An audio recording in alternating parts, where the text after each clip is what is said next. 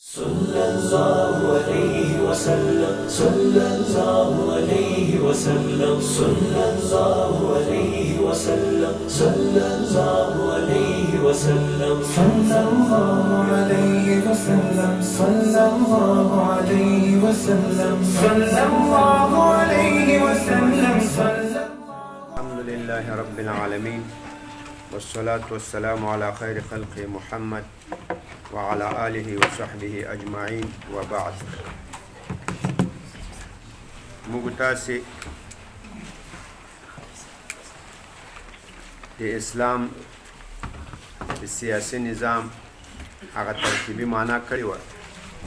په هغې کې هم د دریو الفاظو د اسلام سیاست او نظام او فردي مستقله معنا هم کړی و.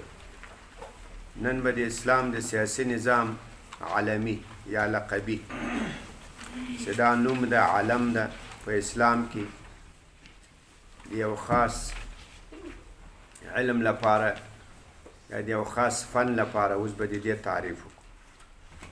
د اسلام سیاسي نظام ته خلافت وایي.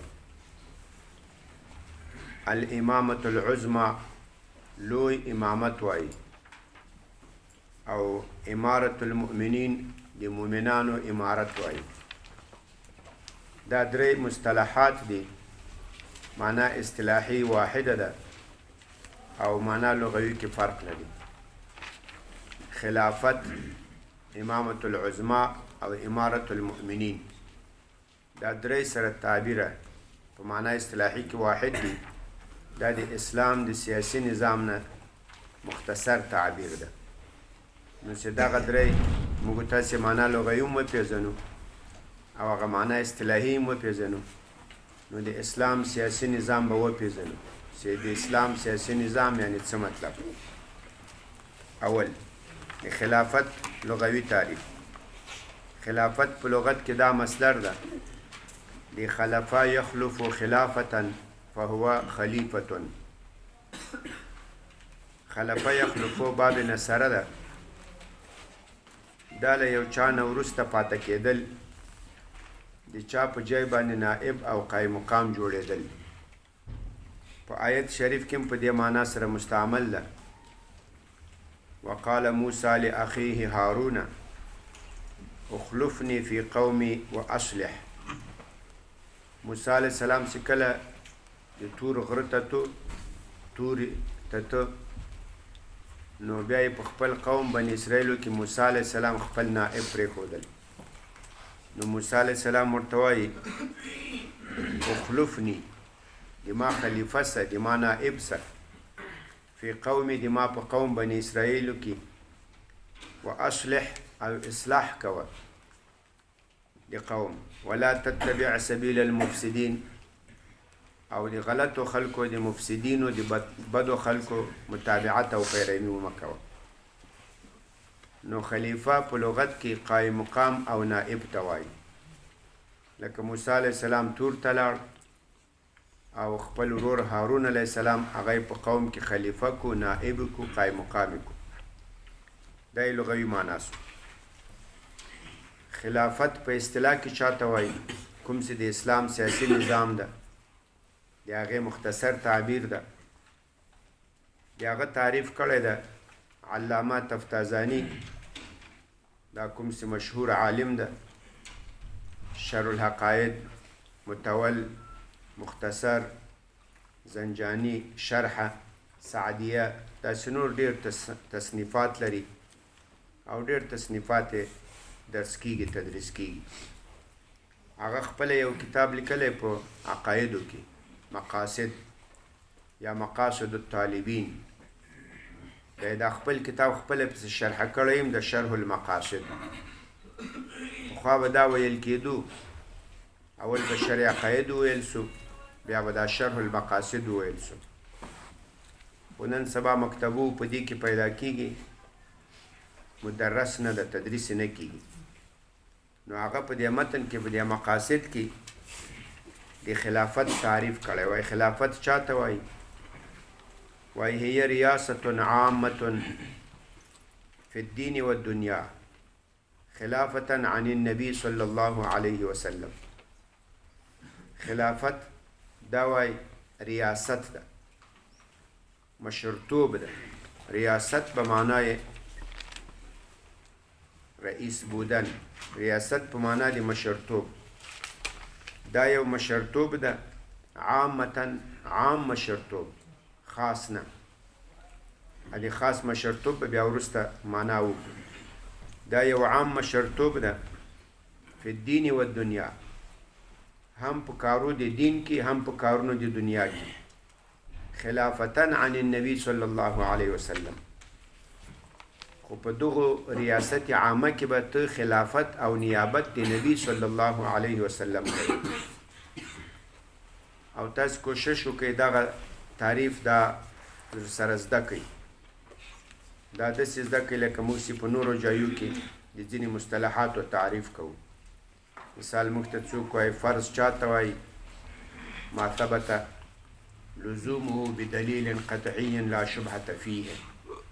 دا به داسې زده کړئ. یا سنت چاته وایي؟ حدیث چاته وایي؟ ما اضیف الی النبی صلی الله علیه وسلم من قول او فعل او تقریر او صفت. دا د خلافت تعریف هم تاسې همداسې زده کوئ زبانی. هي ریاست عامة فی الدین والدنیا خلافة عن النبی صلی الله علیه وسلم. خلافت دا عام مشرتوب ده په کارونو د دین و دنیا کې. خلافتن خو په دغه مشرتوب کې به ته خلیفه نائب د نبی صلی الله علیه وسلم. یعنی نبی علیه الصلاة والسلام چې څنګه په خپل وخت کې د خلکو عام مشرتوب کول، هم په کارو د دین هم په کارو د دنیا کې، خلیفه به هم په هغې طریقه باندې.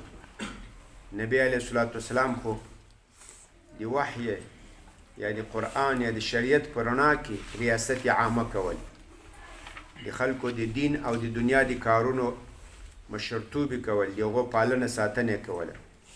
خلیفه به هم د شریعت د قرآن د حدیث په رڼا کې ریاست عامه کوي. دا تعریف سو. دا تعریف د موږ تاسې معتبرې فتاوا چې فتاوای شامی ورته وایي، ابن عابدین ورته وایي، هغه هم را نقل کړی ده او په همدغو تفتازاني صاحب باندې حواله ورکړې ده. ابن خلدون دام یو عالم ده، هغه هم تقریبا همدغو ته مشابه تعریف کړی ده. هغه بیا داسې وایي حمل الکافة. هغه وایي خلافت چاته وایي؟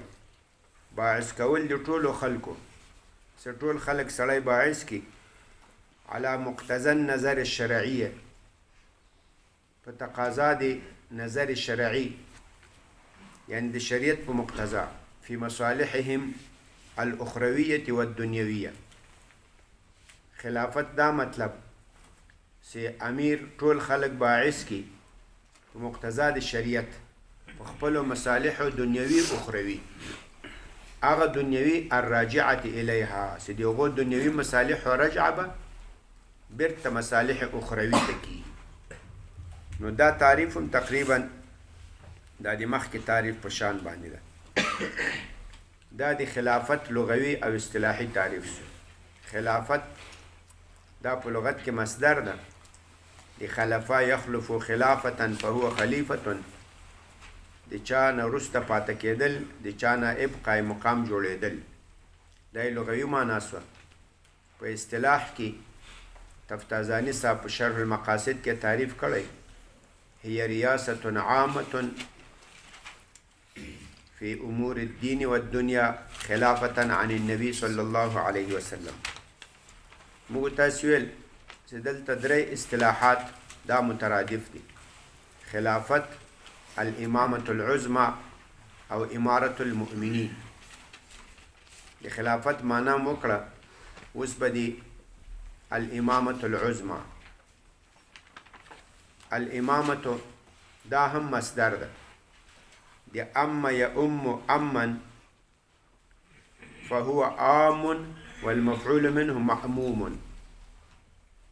دا مصدر ده، باب نصرین سرو ده، محموز الفا، په فا کلمه کې حمزه راغلی او مضاعف ثلاثی ده. عین کلمه او لام کلمه دواړه میم دي. اما په اصل کې امامه و، میم کې مدغم سو، اما سو. اما یا امو امن فهو آمن، آمن فاعل ده. په اصل کې آممون و لکه ناصرون غندي، میم په میم کې مدغم سوی، آمن سوی. مأمومون دا به صيغه د مفعول سي. اما یا امو دا په لغت کې دوه معناګانې لري.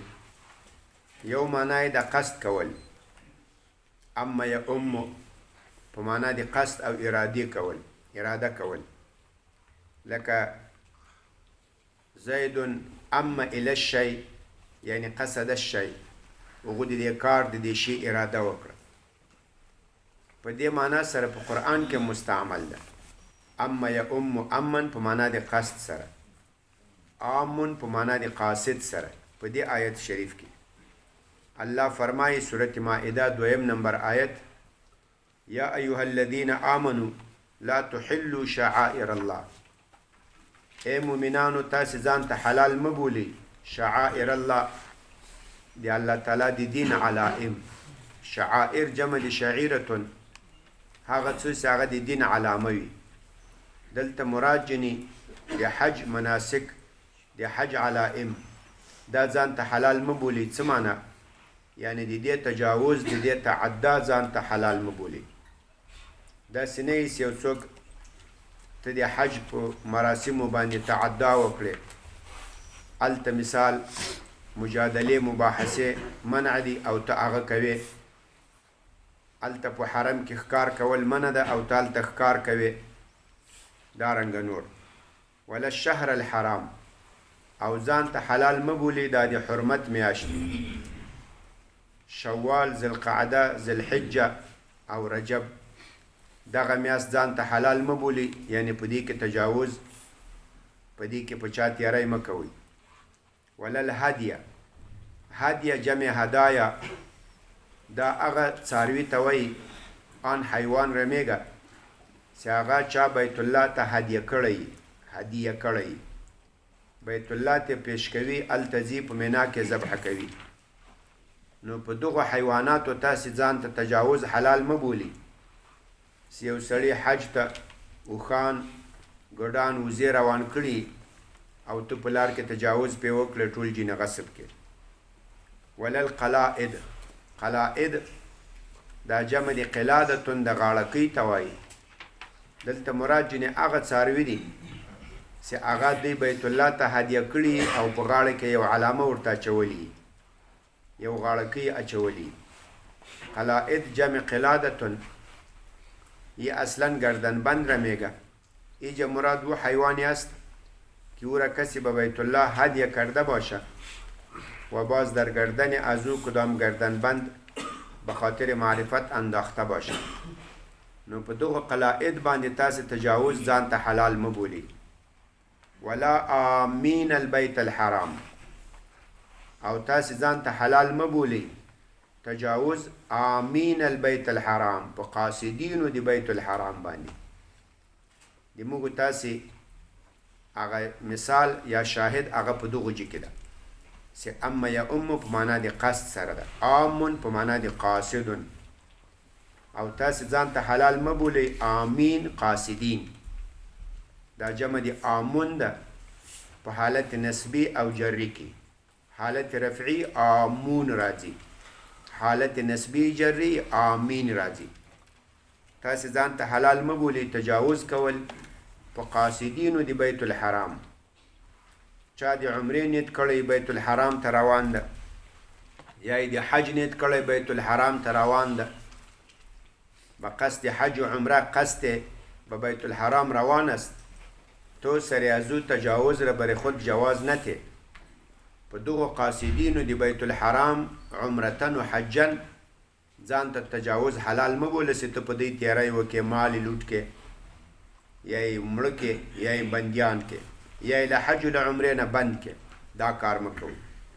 نو اما یا امو، امن دا په اصل لغت کې قصد ته وایي. امامت په معنا د قصد کول، دا یې اوله معنا سو.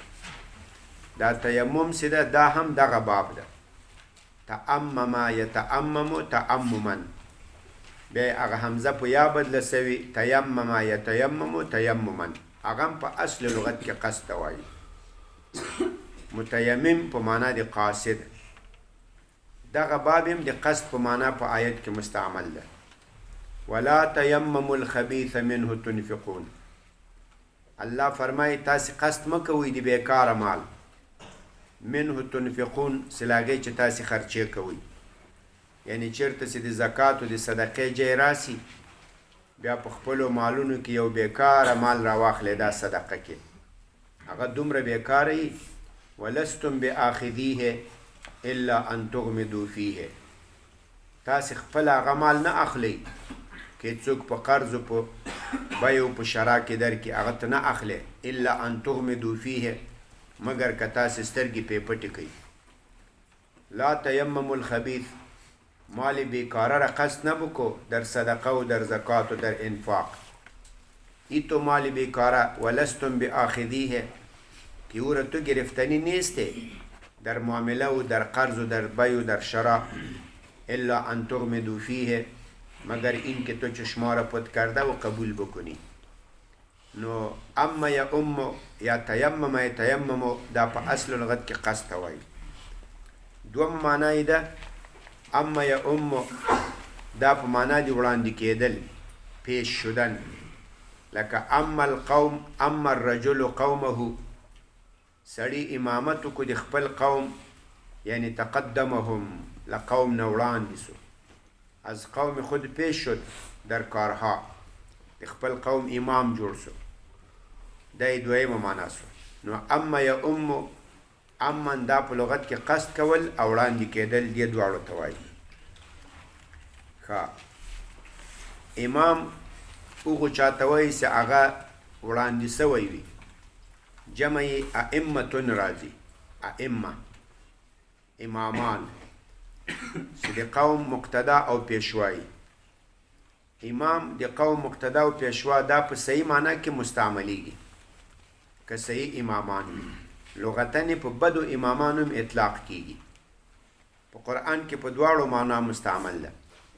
وجعلناهم ائمة يهدون بأمرنا ووحينا، موږ دا د بني اسرائیلو نیکان صالحان دام امامان جوړ کړل، ائمة الخیر، خلکو ته هدایت کول د موږ په امر د موږ په وحی باندې. او کله دا امام دا په غلط امام کې مستعملیږي. د فرعونیانو په حق کې الله فرمایي وجعلناهم ائمة، موږ دا فرعون و قارون و حامان و د دوی نور دارو دسته دام امامان وګرځول، د قوم پیشوایان هم کړو، خو په غلطو کارونو کې. یدعون الی النار، چې خلک جهنم ته دعوت کول. نو امام دا پیشوا د قوم ته وایي، که په خیر کې که په شر کې لغتا. په اصطلاح کې امام هغو چاته وایي چې هغه په امورو د خیر کې له قوم نه وړاندې وي، د قوم مخې ته روان وي. هغه که بیا په کوم شعبه کې وي هغې ته نسبت کېږي، لکه امام ابو حنیفه رحمه الله دا امام فی الفقه ده، امام بخاری رحمه الله دا امام فی الحدیث ده، ابن جریر طبری رحمه الله دا امام التفسیر ده، سبویح دا امام النحو ده. نو په اصطلاح کې هر هغه څوک چې له قوم نه وړاندې وي په یو فن کې په یو علم کې، هغو ته امام ویل کېږي. خو امام بالاضافه ورته ویل کېږي، امام النحو، امام الفقه، امام الحدیث، امام التفسیر، داسې نور. د اسلام د سیاسی نظام دویم نوم هغه الامامة الکبرى ده. د امامت لغوي معنا هم وکړه. امامت په لغت کې وړاندې کېدلو ته وایي.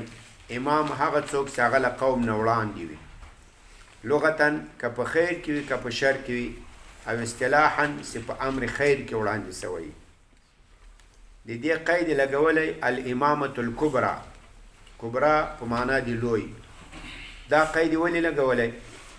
دا احتراز ده له امامة الصغرا نه. دلته دوه امامت دي، یو امامة الصغرا ده چې هغو ته امامة الصلاة هم وایي، یو څوک مسلمانانو ته مخکې سي په لمانځه کې، او بل امامة الکبرا ده چې هغه یو څوک له قوم نه مخکې سي په اموراتو د دین او د دنیا کې، له قوم نه مخکې سي، له ټولو نه وړاندې سي، هم په تدبیر و تنظیم د اموراتو د دنیا کې، هم په تدبیر و تنظیم د اموراتو د دین کې.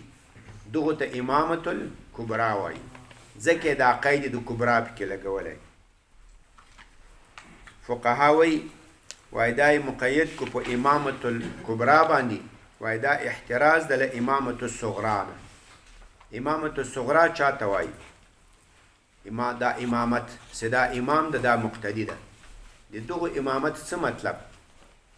د دې امامت مطلب ده وایي ربط صلاة المؤتم بالامام. وایي امامة الصغرا دا مطلب چې د امام المنځ، د مقتدی المنځ، دا د امام للمانځه سره ربط پیدا کی بشروط 10 بنا په هغه 10 شرطونو. امامة الصلاة دا ربط صلاة المقتدی بصلاة الامام.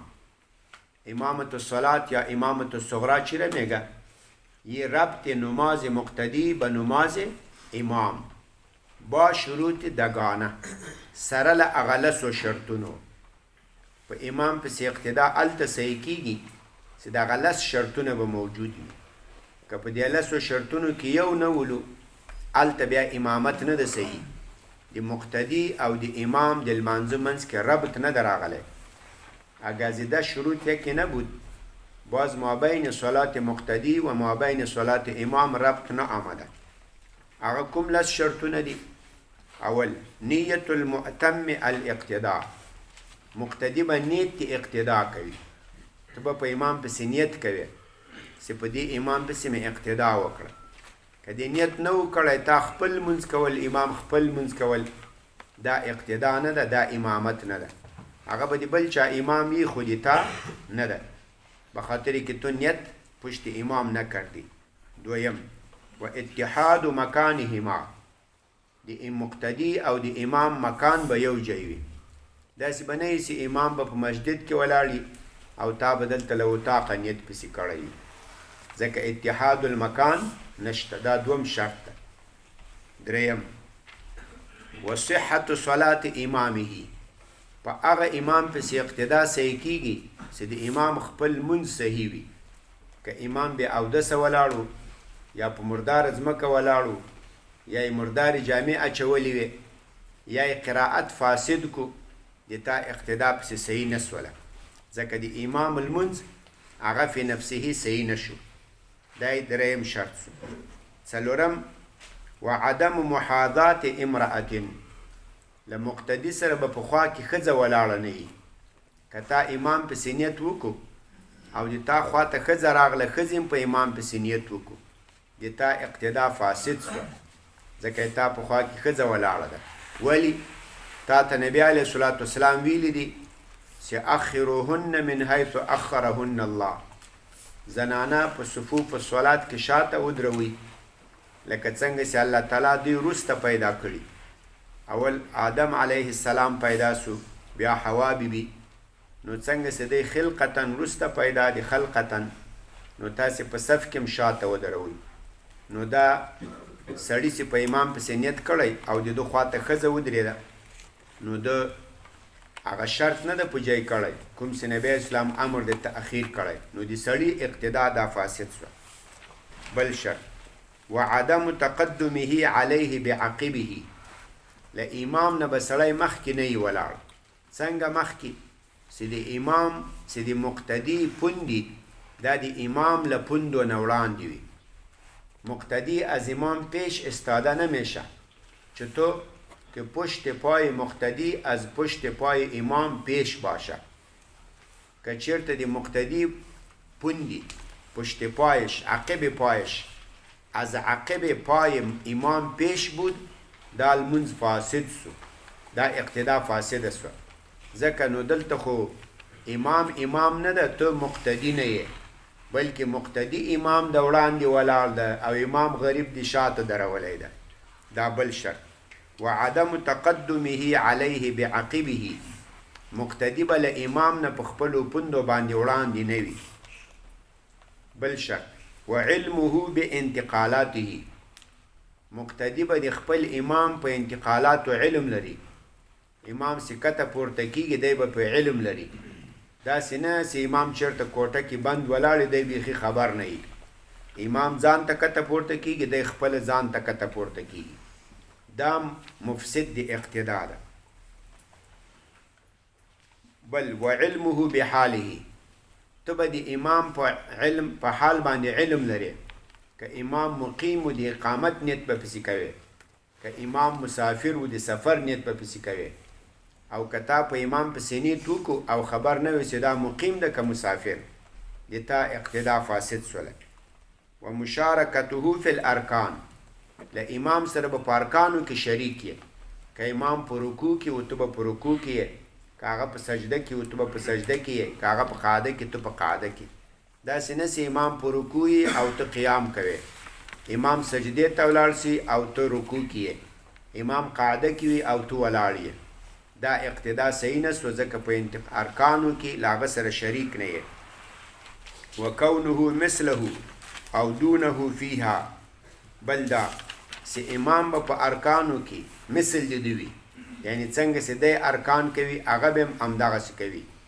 او دونه یا به دا مقتدی له امام نه په مرتبه کې ادنا وي، امام به له دونه ادنا نه وي، دی به له هغه نه وي. دا امامت الصغرا سو.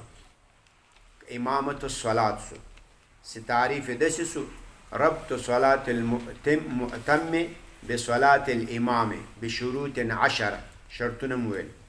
او امامت الکبرا چاته وایي؟ دا خو مو ویل چې په معنا اصطلاحي کې له خلافت سره مرادف ده.